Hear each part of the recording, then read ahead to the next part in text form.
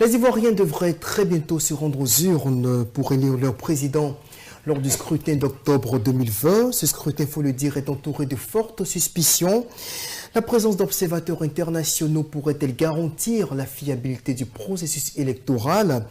Nando Dapa, président de l'Union des patrons de presse en ligne de Côte d'Ivoire, Pierre Kwame, rédacteur en chef du site ivoirematin.com et Ouattara Sedina du mouvement GPS proche de Guillaume Soro sont avec nous pour décrypter cette actualité. Merci également à vous de nous rejoindre pour ce numéro de Cap présidentiel 2020. Alors Nando Dapa, est-ce que vous avez l'impression que l'on a impérativement besoin d'observateurs pour garantir justement la fiabilité des résultats lors du scrutin d'octobre prochain en Côte d'Ivoire? Oui, merci. Effectivement, la Côte d'Ivoire va organiser ses élections en octobre 2020. Et le 31 octobre précisément, tous les Ivoiriens devaient aller aux urnes pour élire leur président. Mais c'est une compétition comme toute autre. C'est une compétition. Toute compétition a besoin d'un arbitre. Donc les observateurs internationaux s'apparentent un peu comme nos arbitres, nos observateurs, pour voir si ce scrutin respecte les normes internationales, si ce scrutin, si les différents compétiteurs, eux aussi, respectent leurs engagements et que si ce scrutin également est propre, fiable et est-ce que les règles démocratiques sont observées? Je crois que tout ceci demande que ces observateurs soient présents. Parce qu'on ne peut pas aller à une compétition s'il n'y a pas d'arbitre.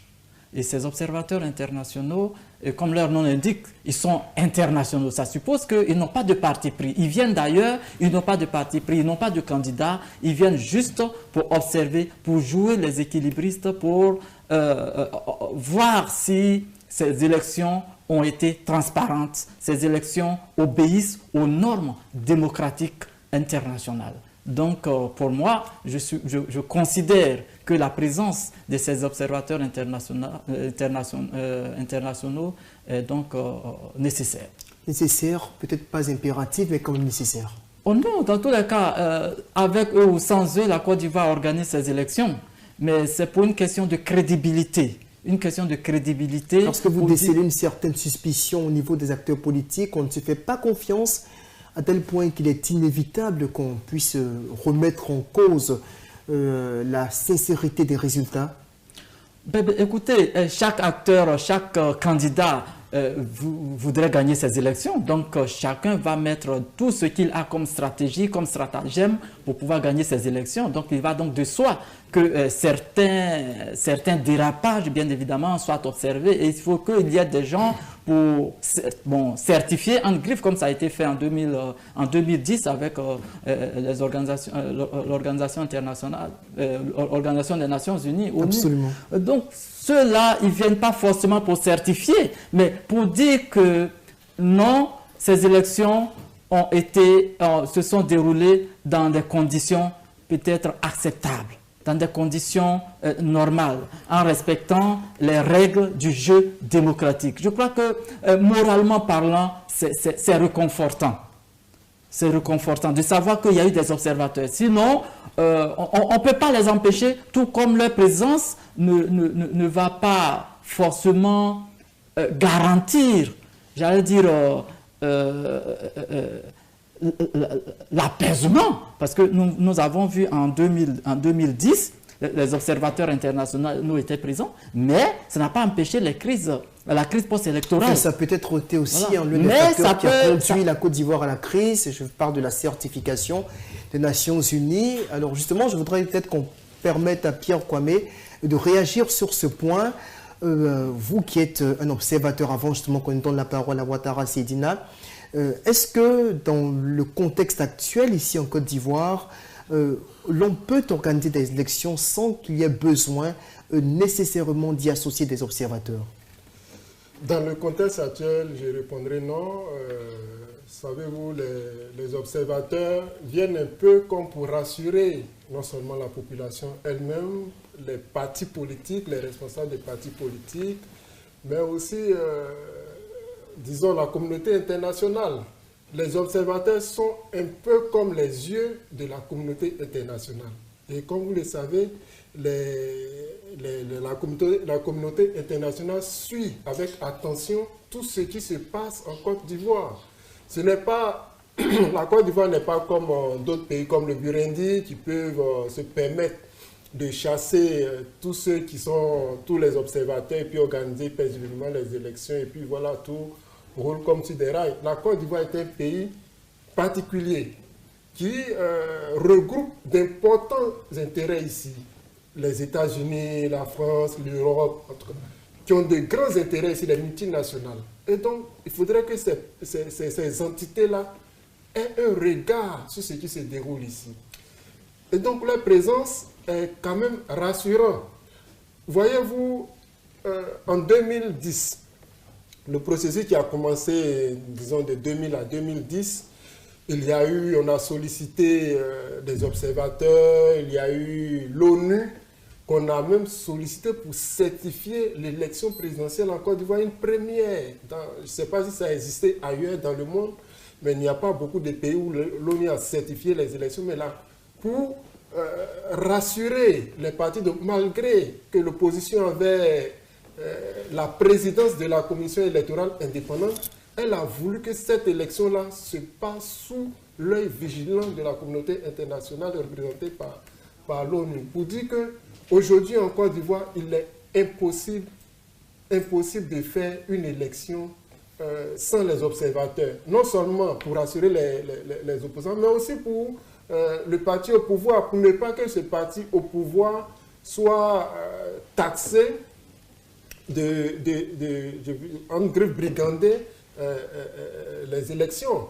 Et donc, le vainqueur qui sortira de cette élection avec, disons, l'observation des entités internationaux donnera un peu de crédit, disons, au vainqueur. Voilà un peu ce que je voulais dire à ce niveau.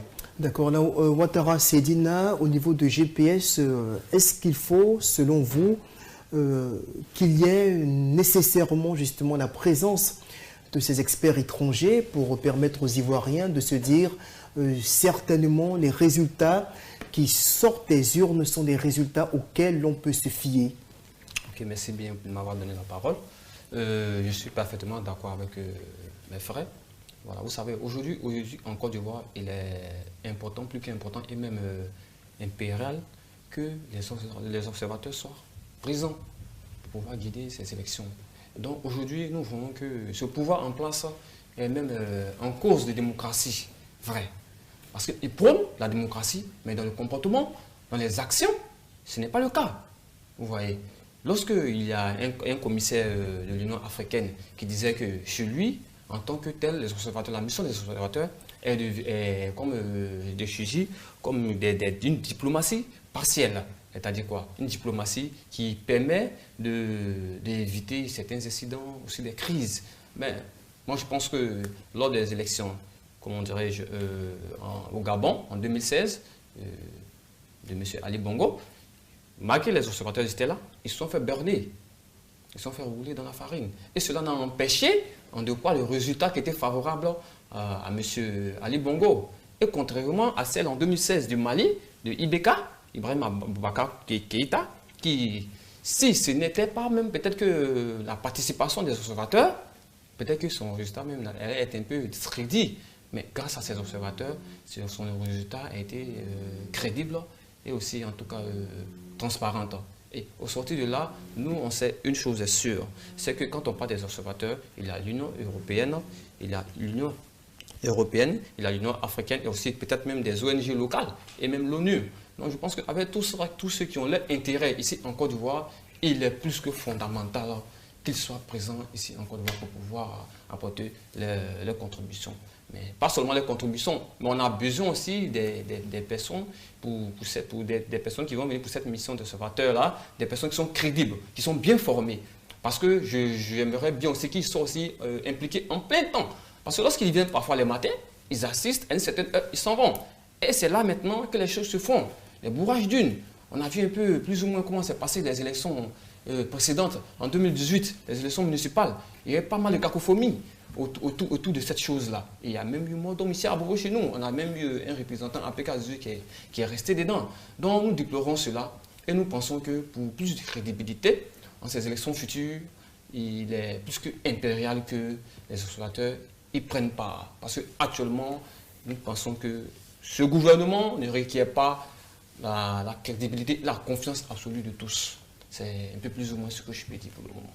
D'accord. Alors, Nando Dampah, vous êtes un observateur, je vais dire averti de la scène politique ivoirienne et en tant que tel, à l'analyse des faits ou de la situation, est-ce que vous vous dites quelque part que l'on s'achemine inexorablement vers des irrégularités qui pourraient donc menacer la crédibilité du scrutin d'octobre prochain?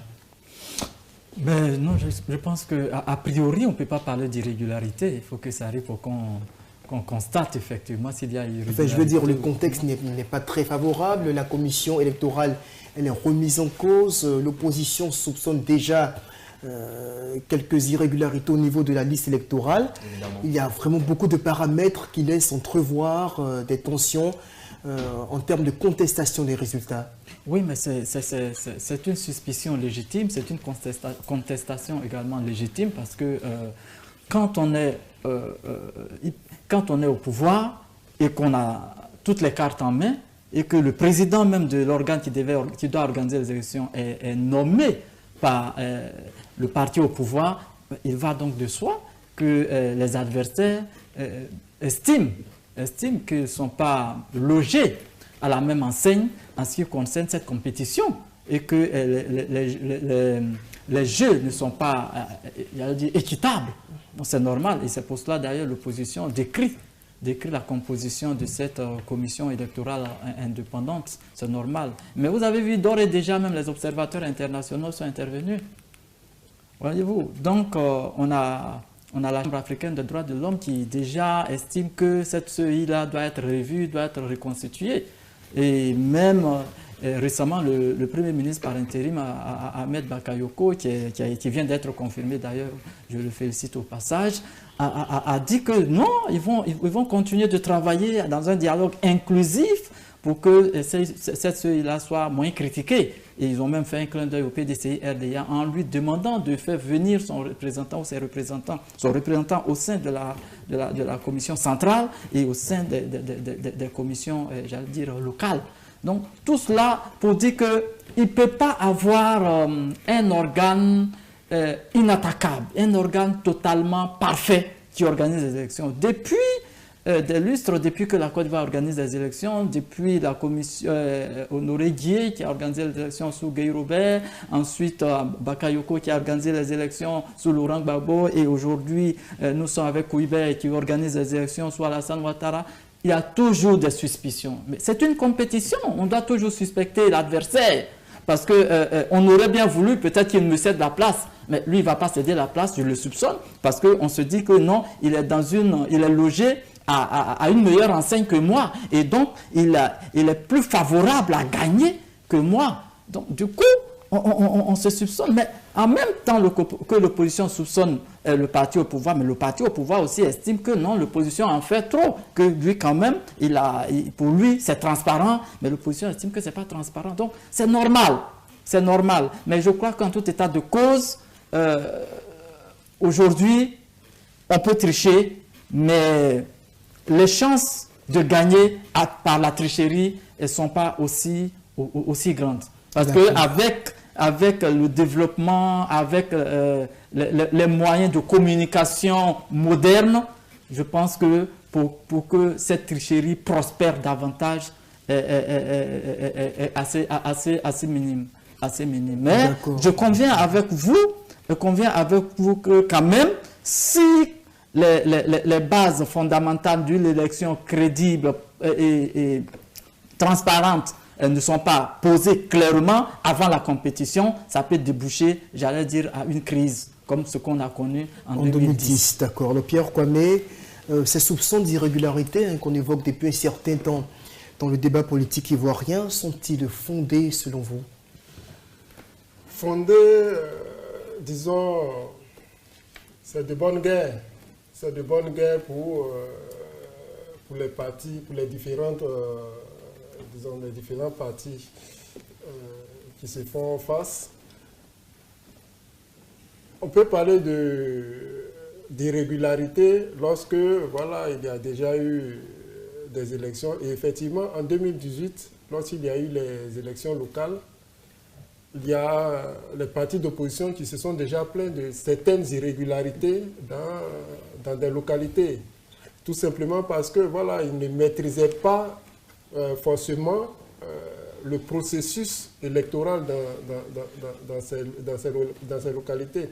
Et comme les élections locales, il n'y a pas d'observateur en tant que tel, et bon, les choses sont passées. Mais par contre, au plateau où tous les regards étaient fixés, où chacun des Abidjanais était observateur, ce qui devrait arriver n'a pas pu prospérer. Vous voyez, c'est vrai qu'il a failli y avoir un passage en force, mais vu la mobilisation de chaque Abidjanais, des autorités aussi, bon, pas les autorités locales, mais je vais dire, l'extérieur aussi qui avait un regard sur cette élection, particulièrement au plateau, a fait que, bon, celui qui a effectivement gagné les élections a été reconnu, même si après, il a failli avoir quelques années judiciaires, mais c'est un peu ça, c'est cela que craignent les partis d'opposition. C'est-à-dire, s'ils ne maîtrisent pas l'environnement électoral, ils craignent de se faire peut-être voler la victoire, pas forcément dans le Grand Abidjan. Les observateurs dont on parle, c'est vrai qu'on fait référence aux observateurs internationaux, mais ces observateurs-là ne vont pas forcément dans les campagnes, ne vont pas forcément disons, dans les villages pour constater ce qui se fait. Et donc, à part les observateurs internationaux, il faut que chaque citoyen, M. Nando a parlé aujourd'hui de l'évolution technologique qui permet aujourd'hui, même si on est quelque part à Kanzra, du côté de Genola ou à Bayota, dans l'ouest, on peut quand même relayer tout ce qui se passe sur place. Et donc, à partir de ce moment, je pense que même s'il doit y avoir des suspicions en ce qui concerne d'éventuelles régularités, il revient à chaque parti politique de s'organiser véritablement pour que voilà, la tricherie ne passe pas. Il y aura toujours des tentatives. Il y aura toujours des tentatives, même du côté de l'opposition, puisque l'opposition a son fief. Dans son fief, l'opposition fera en sorte pour avoir le maximum de voix en sa faveur. Le parti au pouvoir également sera quelque part, ou bien des cadres même du parti au pouvoir seront tentés de tricher quelque peu, mais il revient à chaque parti, que ce soit le parti au pouvoir, que ce soit les partis d'opposition, de véritablement s'organiser en se servant des outils qu'offrent les NTIC justement pour se mettre à l'abri d'éventuelles irrégularités. AGPS Ouattara Seydina, est-ce que vous décelez justement déjà des signes de telles irrégularités avant qu'on en aille à la pause justement? Ben évidemment, M. Hadji, quand même, lorsque de vous à moi, l'opposition s'est toujours plaint de cette CEI qui ne nous était pas favorable. Ça c'est un. Et de deux, lorsque nous voyons une CEI qui n'a même pas encore déclaré le nombre de nouveaux adhérents et qu'on voit Monsieur le ministre Adama Abdik Togo dit qu'ils ont adhéré, ils ont enregistré près de 800 000 adhérents. Et aujourd'hui, on se rend compte qu'il y a eu plus de 900 000 adhérents et 6 000 rejetés. Mais c'est qu'on va se dire que c'est seulement le RAGP qui a fait enrouler les gens. Nous disons non. Ça déjà, c'est déjà des tumultudes de tricherie déjà qui sont déjà en cours, qui rentrent en ligne de compte. Et nous on dit non, nous ne sommes pas d'accord avec ça. Vous comprenez un peu? Ça, c'est déjà une chose. Aussi au niveau de la CEI 7, on nous dit que la CEI ne vote pas, mais elle influence. Vous comprenez un peu? Elle influence. Aujourd'hui, le pouvoir en place, lorsque nous allons aller aux élections, une chose est sûre, ils ont tous les moyens avec eux. Les moyens financiers, les moyens physiques, et aussi ils ont l'armée à leur côté. Quand je dis ils ont l'armée à leur côté par rapport à la sécurité, voilà pourquoi je demande à ce que, moi, personnellement, j'aimerais bien que ces observateurs-là soient là en plein temps. Quand je dis en plein temps, c'est quoi? Ils commencent le matin jusqu'à ce que les urnes se déplacent. Parce que plusieurs fois, j'ai été représentant dans des bureaux de vote.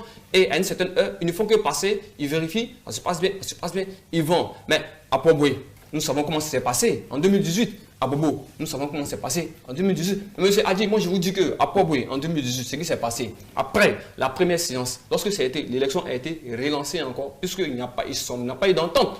Mais qu'est-ce qui s'est passé où moi j'étais? Je vais me taire sur le nom. Mais je vous assure que lorsque nous avons fini les dépouillements, tout et tout, il y a des personnes en bras ballants qui sont venues, des personnes très musclées, qui sont venues même avec des tasers dans le centre pour pouvoir arracher tous ces urnes-là et les BV, tout pour pouvoir aller avec ça à moto. Et les policiers se sont arrêtés pour les regarder parce qu'ils n'étaient pas en mesure de pouvoir faire face à cela. Et nous disons non à ça.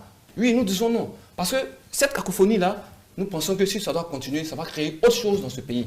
Et quand lorsque mon président Guillaume Kibafono se dit que cette CEI brûlera à Côte d'Ivoire, les gens pensent que c'est parce qu'il veut faire un coup d'État. Mais non, loin de là. Aujourd'hui, Guillaume serait à guérir pour mener un coup d'État. Mais il sait de quoi il s'agit parce qu'il était dans cette maison. Je sais de quoi je parle parce que j'étais dans cette maison. Lorsque je dis qu'à Poboué, ils sont venus prendre les unes, mais c'était favorable à qui? C'était favorable au docteur Emou Sylvestre. Puisque lorsque Emou était à 85%, Sofran Sendo était à 20%, mais ils sont venus prendre à qui ça y est favorable. Donc c'est comme ça, malgré ça, Emou était à plus de 60 et quelques, voire de victoires. Donc c'est pour dire tout simplement qu'il est demandé aussi à tous en même temps, que moi j'aimerais demander à tout le monde aussi de partir voter. Mon président Guillaume Soro l'a si bien dit, l'énoncé. Lorsqu'on dit qu'il peut voler, oui c'est vrai, mais c'est lorsque la marge elle est restreinte. Mais quand la marge est grande, je pense qu'ils ne peuvent pas faire autrement que de vous donner la victoire. Que de s'inscrire dans la logique des urnes. Alors, évidemment. Je pense qu'on vous aura compris. On va marquer une pause de quelques minutes, juste le temps de voir quelques pubs et on revient sur ce plateau. Instant pub. Instant pub. Instant pub.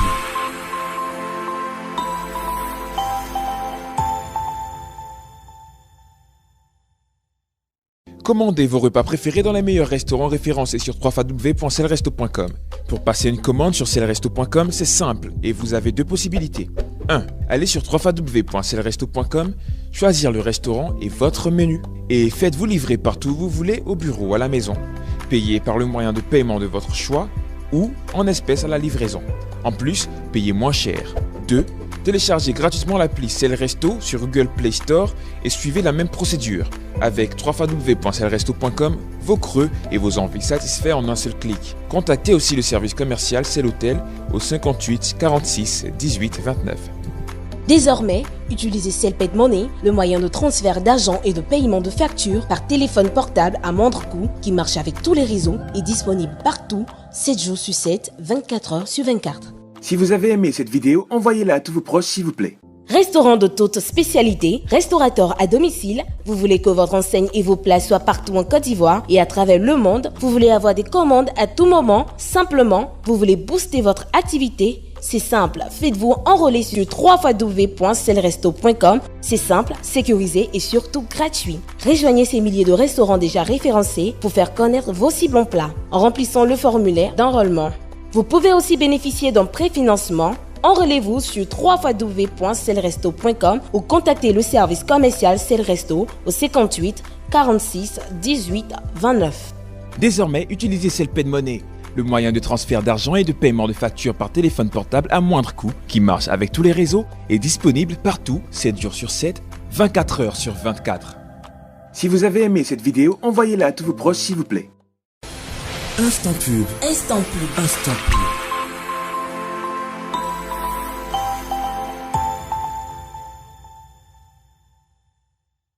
C'est donc la reprise de nos débats. Ouattara, c'est vous qui aviez la parole tout à l'heure, mais je pense qu'on va donc la redonner à Nando Dapa. Je précise que nous sommes sur un plateau, nous sortons d'une journée assez épuisante. Pierre Kwame qui fait l'effort de nous rejoindre pour un second plateau en quelques heures. Nando Dapa également qui a fait de gros efforts pour être là, tout comme Ouattara, Sedina, mais c'est tout cela le sacrifice pour la contribution au débat démocratique en Côte d'Ivoire. Alors Nando Dapa, quels sont ces observateurs-là dont on a besoin, nous Ivoiriens, pour être rassurés quant à l'issue des résultats du scrutin présidentiel? Ben, ce sont des observateurs comme tout autre, mais seulement il faut que ce soit des observateurs non partisans, des observateurs neutres. Mais on parlait tantôt d'observateurs internationaux, mais je crois que ça peut ne même pas être des observateurs internationaux. Il faut qu'on se fasse confiance quand même dans ce pays. Nous avons des ONG, nous avons des personnes et des personnalités qui peuvent être des observateurs crédibles. Nous avons des ONG crédibles, nous avons des organisations crédibles qui peuvent quand même superviser ces élections et dire si ces élections se sont bien déroulées ou pas. Mais il faut également dire que les observateurs ne doivent pas seulement se cantonner le jour du vote. Parce que l'élection, c'est un processus. L'élection, c'est un processus qui part de l'enrôlement de l'électeur jusqu'à l'élection proprement dite. Si pendant l'enrôlement, il y a eu des irrégularités, il va de soi que le résultat sera irrégulier. Voyez-vous. Donc, l'un de mes collègues sur ce plateau parlait tantôt de 800 enrôlés selon certains, 800 000 enrôlés selon certains, de 700 000 enrôlés selon d'autres. Mais comment l'enrôlement s'est passé? Déjà, il y a des suspicions sur le processus de l'enrôlement. Déjà, je pense que les observateurs devaient s'en saisir. Alors là, vous rejoignez quelque peu le président de GPS, Guillaume Soro, qui réclamait tout récemment qu'il y ait un audit sur la liste électorale. Oui, mais écoute, si l'on constate effectivement que le taux d'irrégularité est élevé, on peut demander l'audit, on peut auditionner pour voir si ça s'est bien passé ou non, ou au besoin de reprendre carrément le processus d'enrôlement. Parce qu'il y va de la crédibilité des élections et donc de la stabilité sociopolitique de la Côte d'Ivoire. Si les élections sont mal organisées, eh bien, les résultats seront mal appréciés, mal appréhendés, et donc on est parti pour encore connaître une crise post-électorale sans précédent. D'accord. Alors, Pierre Kwame, qu'il y ait un audit de la liste électorale, vous croyez que cela, à l'heure actuelle, s'impose? Bien entendu, je pense qu'il ne faut négliger aucun détail. Tout ce qui peut concourir à organiser des élections crédibles, je pense qu'il ne faut pas ménager d'efforts pour le faire. Voyez-vous, aujourd'hui, le parti au pouvoir, le RHDP, qui annonce déjà sa victoire au premier tour, on sait que dans les conditions actuelles, c'est quasiment impossible, mais par la voix de Victor Hugo et bien d'autres cas du RHDP, prévoit déjà une victoire au premier tour. Et on a écouté également M. Bédier qui dit qu'il est candidat pour gagner. Je pense que c'est aussi le même cas du côté de GPS. Bon, on n'a pas encore entendu M. Laurent Gbagbo, puisqu'il a fait la demande de son passeport. Ça ne sonne cloche partout, voilà. Finalement. Mais selon son parti, il est candidat. Et donc, chacun se proclame déjà vainqueur. Si chacun se proclame vainqueur, alors, qu'est-ce qu'il faut faire? On file tout droit dans le mur, c'est-à-dire tout droit vers des résultats qui seront absolument contestés, quel que soit le vainqueur. C'est pourquoi il ne faut négliger aucun détail. Alors, qui, selon vous, pourraient être ces observateurs-là qui auraient le profil idéal suffisamment neutre pour rassurer l'électorat? C'est difficile de trouver, de désigner ou d'identifier des observateurs suffisamment neutres, mais je pense qu'il y a une accréditation qui se fait. Je pense qu'il y a une demande qui est introduite pour chaque organisation qui souhaiterait superviser les élections. Il y a une demande qui est introduite. Donc, il y a des organisations quand même sérieuses. On ne peut pas parler de neutralité, mais il y a des organisations sérieuses. Je vais par exemple identifier les confessions religieuses. Les confessions religieuses, on suppose que ces hommes de Dieu, que ce soit les chrétiens ou les musulmans ou encore, les bouddhistes ne sont pas très bien représentés, mais les deux grandes religions sont les musulmans, la religion musulmane, la religion chrétienne. Au sein de la religion chrétienne, je pense qu'il y a les catholiques qui sont très bien organisés, il y a les évangéliques aussi qui sont organisés à leur manière, la religion musulmane à travers le COSIM, qui est aussi bien organisé. Ces entités-là, déjà à l'intérieur ici, au sein du pays, peuvent constituer des observateurs crédibles. Il y a aussi la communauté internationale souvent on taxe de nébuleuses, mais la communauté internationale à travers l'Union européenne qui finance aussi des projets en Côte d'Ivoire, qui finance même peut-être l'élection.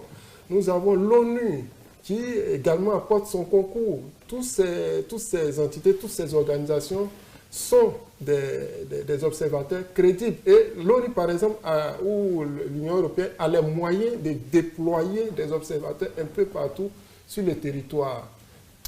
Voilà, ce n'est pas le cas, par exemple, des ONG locales qui se limitent très souvent à Abidjan ou bien aux grandes villes du pays. Une circonscription, elle est bien précise. Alors, et donc, les organisations, disons les observateurs, moi je dis crédibles, pas neutres, mais des observateurs crédibles que je vois sont les organisations religieuses et puis ce sont les partenaires internationaux. Alors, Ouattara Seydina, l'ONU, l'Union africaine, les confessions religieuses, je pense que la Côte d'Ivoire a essayé ces recettes dans le passé, en 2000, en 2010 également. Et c'est sûrement la troisième fois qu'on part à un scrutin aussi sensible dans le pays. Est-ce que toutes ces organisations-là, pour GPS, constituent des références suffisamment crédibles pour intervenir dans le débat électoral en Côte d'Ivoire? Vous savez, chef frère, d'abord, quand il a suspicion, il y a une audite. Comme l'a dit notre président Guillaume Soro du GPS. Ça fait un. Et de deux, toutes ces personnes, toutes ces entités que vous avez citées, il faut d'abord un temps soit peu parfois se faire confiance. Voilà. Donc on pense que, un peu avec eux, comme il a dit, ces organisations religieuses, et aussi l'UA, l'UE, l'ONU, etc., et aussi des ONG, mais avec une formation sérieuse. Une formation sérieuse, suivie aussi, en tout cas par l'ONU, pour que tout puisse bien se passer. Parce qu'aujourd'hui, où nous en sommes, il ne faudrait pas qu'on se blague ici. Un pays qui refuse déjà des décisions d'une cour internationale au détriment de leur vouloir, vous voulez que... Comment se passent ces élections s'il n'y a pas les observateurs pour discréditer ou d'apporter un crédit à ces élections-là? Non, nous en disons non. Un pays où le président met toujours, certaines personnes disent que le président ne peut être candidat, d'autres disent qu'il peut être candidat. Mais quand il y a tant de doutes, nous n'en savons pas qu'est-ce que ça va donner. Donc pour le moment, nous pensons que jusqu'à présent, ces observateurs-là, ils ont le droit d'être là. Et ce n'est pas n'importe quel observateur, des observateurs bien formés. C'est comme l'a dit monsieur Nando, ce n'est pas sur le champ, sur le tas, mais c'est un processus. C'est un processus. On aimerait bien que ces personnes-là, ils soient qualifiés dans ce travail-là. Là, vous faites référence à qui, par exemple? Bon, je fais référence à tout le monde, à toutes ces entités. À toutes ces entités, y compris aux acteurs locaux. L'Union africaine, aux acteurs locaux, aux ONG crédibles. Et il va falloir que ces personnes-là, avant de prendre ces ONG crédibles-là, il va falloir que ce soit aussi avec le consensus aussi de l'opposition. Oui. Il va falloir ça. Parce qu'aujourd'hui, nous savons de quoi ce pouvoir est capable. Ils sont capables de payer jusqu'à aller au bout, au détriment de ce qu'ils veulent. Ben, nous en disons non. Parce que nous sommes au courant de toutes les manigances, que ce soit financier, que ce soit des répressions, que ce soit de la manipulation. Nous savons tout ça. Ils sont même capables de tout. Donc, pour en éviter, il va falloir aussi que l'opposition rentre en ligne de compte avant de choisir ces observateurs qui sont des ONG locaux et même aussi des guides religieux. Voilà. Parce qu'aujourd'hui, nous ne savons pas d'abord si M. Ouattara sera président ou pas. Un candidat. Voilà, sera candidat ou pas. À la candidature du RHDP. Mais déjà, nous, GPS, qui parlons toujours de nouvelle génération, nous pensons qu'aujourd'hui, si M. Ouattara est un président, c'est nous trahissons d'abord au serment, dont il a tenu depuis le 5 mars, devant le Sénat, l'Assemblée nationale et toute la nation. Et sans même équivoque. On peut dire que c'est comme s'il mettait encore en doute la formation intellectuelle de la nouvelle génération qui n'était pas encore prête pour prendre le pouvoir. Mais nous disons non. Il faut un temps pour pouvoir s'agir. Il y a le président Mamadou Bouhari qui a dit, le président du Niger qui a dit tout simplement. Il dit lui, c'est tout simplement du Nigeria, Mamadou Bouhari. Évidemment. Mais je parlais du président du Niger. Mamadou Issoufou. Voilà, Issoufou. Il a dit tout simplement que lui, il s'en va parce qu'il y a des personnes ressources pour le remplacer. Une seule personne ne peut pas tout faire. Une seule personne ne peut tout faire. Certainement. Alors, Nando Dapa, là, nous sommes tous d'accord sur ce plateau qu'il faut absolument qu'il y ait des observateurs pour venir donc certifier de la crédibilité des résultats des urnes. C'est parce que la Côte d'Ivoire est encore immature démocratiquement? Non, pas du tout, je pense pas. Je pense que dans tous les pays au monde, on a besoin d'observateurs. Bon, ça ne se passe pas forcément en Occident. En Occident, mais écoute, il y a un autre système de superviser ces élections là-bas. Et puis là-bas, on avons, j'allais dire, le système électoral et le système démocratique est tellement développé que certainement on n'en a pas besoin. Tout à l'heure, on disait que les observateurs ne peuvent pas être partout à la fois. Or, la fraude peut se faire dans des hameaux où il n'y a pas d'observateurs. Je me souviens qu'en 2018, j'étais dans une localité en tant qu'observateur où j'avais des gens qui donnaient des mots d'ordre de vote. On convoyait les gens et on leur donnait des mots d'ordre de vote. Évidemment. Et quand je suis intervenu pour dire non, ça ne se passe pas comme ça, mais j'ai failli être pris en partie. D'accord. Voyez-vous? Et là, il n'y a pas d'observateurs internationaux, bien d'observateurs crédibles, ou qui est là pour pouvoir interpeller les gens ou dénoncer cela. Alors, voyez-vous, et ça se passe comme ça. Donc, ce que la volonté de ressortir, c'est qu'il y a des manœuvres d'intimidation. Il y a des manœuvres sur les observateurs locaux qui n'ont pas vraiment l'indépendance d'exercer leur mandat d'observateur. Oui, bien sûr. Et c'est pour cela, d'ailleurs, il faut pouvoir sécuriser ces observateurs. Il faut que ces observateurs se sentent en sécurité. Parce que, voyez-vous, des observateurs viennent et ils ont peur de dénoncer un certain nombre de choses parce qu'eux-mêmes, leur sécurité n'est pas garantie. Ils peuvent vous contraindre même à vous retirer. Voilà, on recrute certains observateurs, on peut conduire certains observateurs. Voilà, c'est pas normal. Dès lors qu'on accepte qu'il y ait des observateurs, nationaux ou internationaux, il faut les laisser travailler librement, il faut assurer leur sécurité. Et là, aujourd'hui, ce que nous disons par rapport à la Côte d'Ivoire, je crois que ce n'est pas parce que la Côte d'Ivoire n'est pas mature. Non, non, c'est une compétition. Et il faut mettre toutes les garanties nécessaires pour qu'on sorte, on fasse des élections assez paisibles. Parce qu'il y a manque de confiance peut-être. Oui, même s'il y a un manque de confiance, c'est légitime. Mais c'est de là que parle justement l'immaturité politique. C'est légitime. C'est légitime parce que quand même, n'oublions pas que quand même nos démocraties en Afrique sont encore jeunes. Ce sont des démocraties, j'allais dire, toutes nouvelles. Ça part déjà de 90 quand même, par rapport à l'Occident, auquel tu fais référence tout à l'heure. Non, la différence est quand même assez nette. Mais je crois qu'il y a eu des avancées.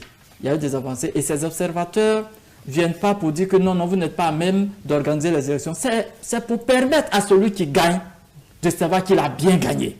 Celui qui perd aussi de reconnaître qu'il a perdu parce que les observateurs seront là pour dire nous avons observé, ça s'est bien passé, ou bien nous avons observé, il y a eu des dérapages par-ci, il y a eu des dérapages par-là. Si ça nécessite qu'on reprenne, on reprend. Si ça nécessite que non, ça s'est bien passé, qu'on ne reprenne pas, on ne reprend pas. De manière à ce que celui qui gagne se dise qu'il a gagné proprement. Parce que les observateurs nationaux et internationaux l'ont reconnu ainsi. Dans ce sens. Et que celui qui a perdu sache également qu'il a perdu et que c'est normal qu'il perde parce qu'il n'a pas été à la hauteur.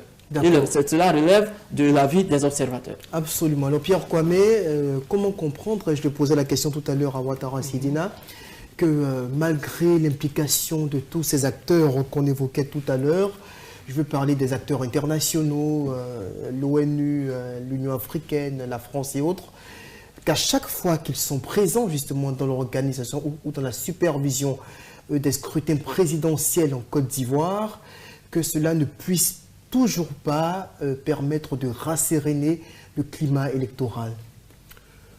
Bien, il faut dire que les observateurs que tu as énumérés ne viennent pas pour organiser, ils viennent juste pour regarder comment est-ce que les choses se passent et puis rendre compte.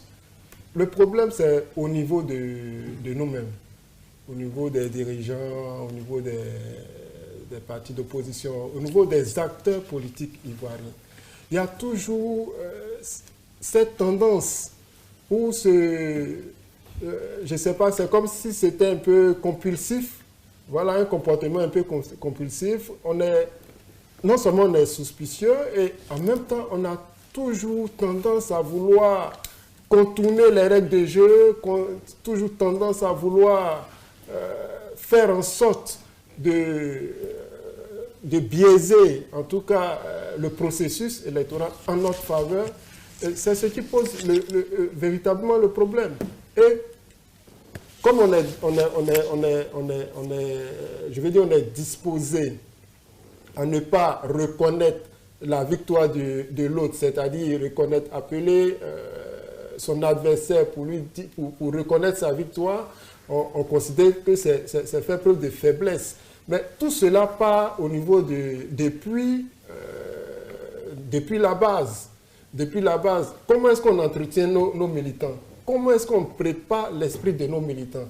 Vous voyez, actuellement, comme je l'ai dit tantôt, chaque état-major prépare l'esprit de ses militants au refus des résultats des urnes. Et même plus loin, à l'affrontement. Aujourd'hui, quand on entend des discours, tant qu'on ne change pas cette CEI, cette CEI va brûler le pays, déjà on suscite sinon pas qu'on suscite, mais on est suscite tout à l'heure. Ce sont des germes de crise. Lorsqu'on dit nous allons gagner au premier tour, sachant très bien que dans le contexte actuel, il est impossible pour un parti, si le PDCI et le FPI, le RHDP vont ensemble aux élections, il est impossible pour l'un des partis aujourd'hui de pouvoir rassembler plus de 50% de l'électorat au premier tour. Et lorsqu'on se prépare, on prépare l'esprit de ses partisans à gagner au premier tour, déjà on les prépare à ne pas accepter les résultats au cas où on ne gagne pas au premier tour, ou au cas où c'est le parti au pouvoir, disons, un parti d'opposition qui remporte l'élection. D'accord. Voilà. Donc, je viens dire que tout dépend. Les observateurs viennent pour regarder un peu, j'ai fini. En 2015, il n'y a pas eu de problème parce que, voilà, M. Afin-Guessan savait qu'il ne faisait pas le poids face au PDCI, à la fusion au RHDP, justement. Voilà, PDCI, RDR, UDPCI. Et donc, voilà, les observateurs ont vu, ils ont dit ce qu'ils ont vu. Et M. Afin-Guessan n'a pas fait de problème à cela. Il a eu ses 9%, il a reconnu. Et le pays a commencé à avancer. Mais lorsqu'on se retrouve avec trois poids lourds dans une élection, il faut déjà accepter qu'on peut, c'est une élection, il faut préparer ses militants autant à la défaite, autant à la victoire. D'accord. Voilà, alors je pense que ça c'est le match retour de 2010. Et on en reparlera sûrement très bientôt dans une autre édition. Mais entre-temps, Ouattara Sidna, vous souhaitiez réagir tout à l'heure. Est-ce qu'au niveau de GPS, c'est vrai que rien ne dit dans l'état actuel des choses que votre mentor, Guillaume Soro, sera effectivement candidat?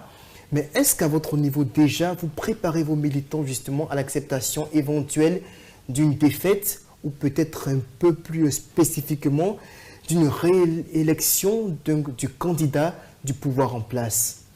Bon, vous savez, aujourd'hui, actuellement, dans l'état d'esprit auquel le pays est aujourd'hui, ce n'est pas à nous de préparer les militants à une défaite, mais déjà, le pouvoir en place est en train de nous montrer le chemin. Lorsque eux-mêmes, il y a un non-respect de leur engagement, on a vu le ministre de la Sécurité, Vagondo, qui a dit que, vu les mesures barrières, il n'y aurait pas de marche. Mais nous voyons de par-ci, par-là, certains font des marches pour dire que le RHDP, on demande au président Ouattara d'être candidat. Mais attendez, la Côte d'Ivoire ne tourne pas autour du RHDP, mais merde alors. Moi, je ne suis pas d'accord avec ça. La Côte d'Ivoire ne tourne pas autour du RHDP.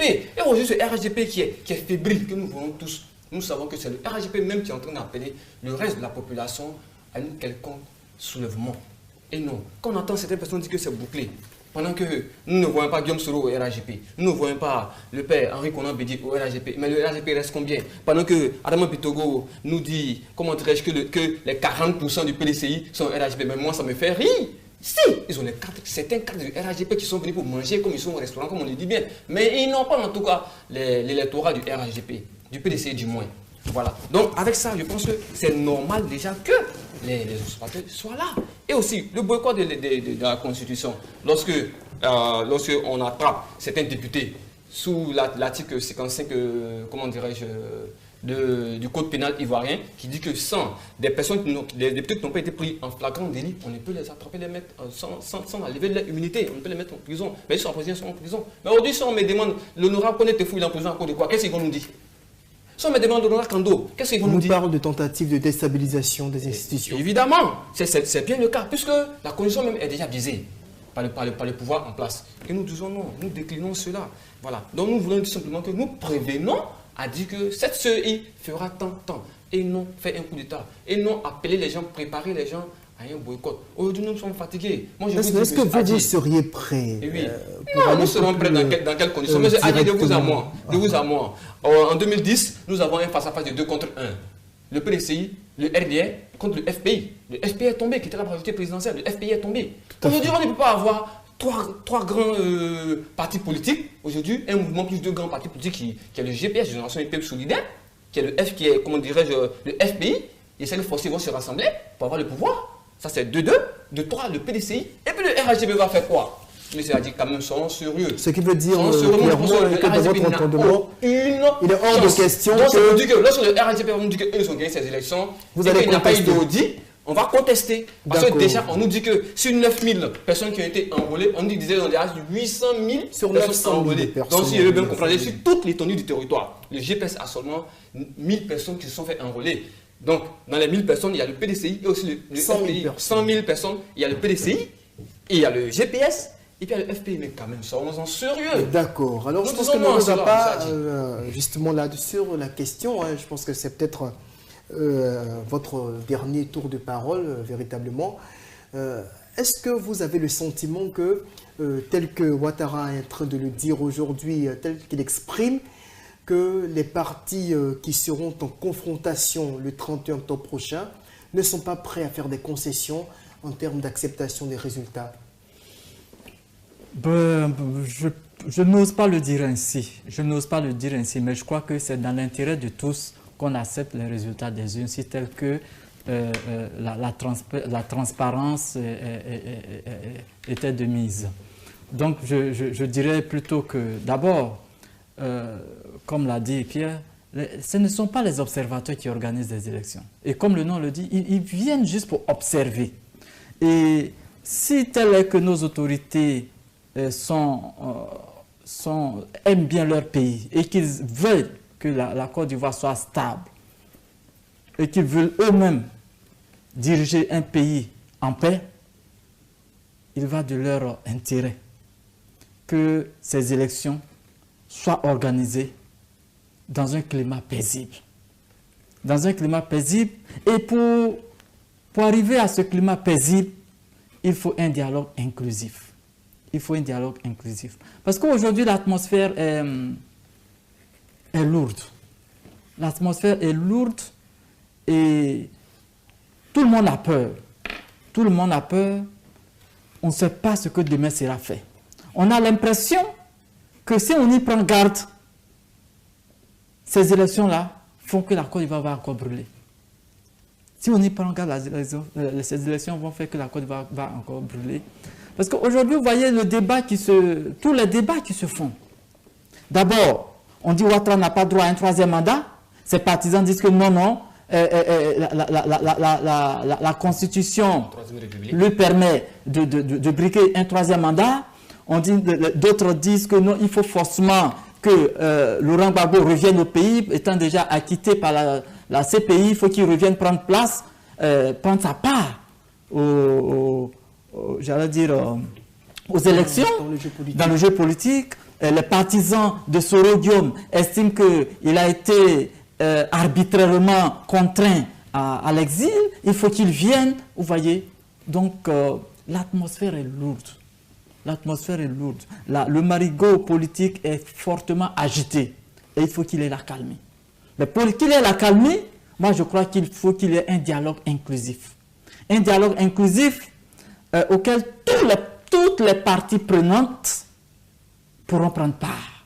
De manière à ce que on organise des élections dans un cadre apaisé. Parce qu'il ne s'agit pas d'organiser des élections à la va-vite, je suis pressé parce que le 31 octobre c'est après-demain, donc il faut forcément qu'on... Mais si les conditions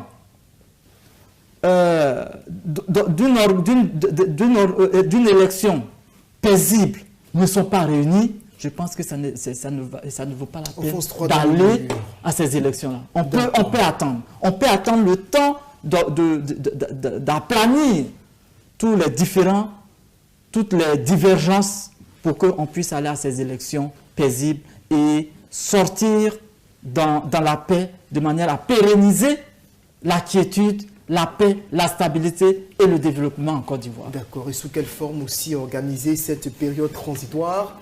Pierre Kwame, c'est vrai que ce n'est pas notre point de débat de ce jour, hein, donc on va peut-être conclure avec vous pour vous demander justement à votre niveau, comment est-ce que vous entrevoyez la suite des événements? Est-ce que en cas de vote, est-ce que vous sentez que vos concitoyens pourraient être éventuellement, que les différents acteurs politiques pourraient être prêts à accepter le verdict des urnes tel qu'il sera bien sûr édicté par la commission électorale? Pour répondre à cette question, je voulais faire remarquer quelque chose, ou bien faire un constat. Aujourd'hui, si nous sommes à ce stade où la tension est, disons, très vive, c'est la faute au RHDP de 2010. Le RHDP de 2010 qui accède au pouvoir. Voyez-vous, nous avons une constitution qui règle simplement les choses, la constitution de 2000, qui a imposé une limite d'âge. C'est-à-dire, à partir de 75 ans, on ne peut plus être président en Côte d'Ivoire. Donc, cette constitution réglait déjà le cas Ouattara